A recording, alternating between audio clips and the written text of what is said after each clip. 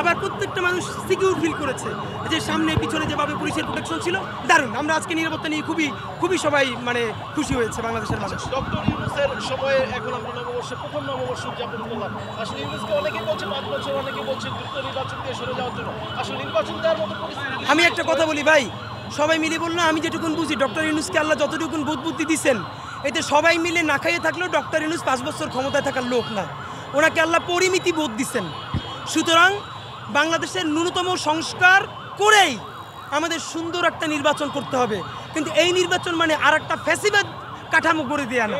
সুতরাং এর মাধ্যমে এটাও বলছি না আগামী 10 বছর ক্ষমতায় থাকতে হবে, 10 বছরও ক্ষমতায় থাকা যাবে না, কিন্তু জুলাইয়ের বিচার না করে সংস্কার বা নির্বাচনের ধোয়া তোলা যাবে না।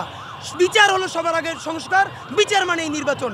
আজকে বিচার নিশ্চিত করেন, কালকে আমরা নির্বাচনের জন্য নামবো। সুতরাং যে যা বলুক, ইনকিলাব মঞ্চ বলছে সবার আগে বিচার করতে হবে। ঠিক, ধন্যবাদ ভাই, ধন্যবাদ।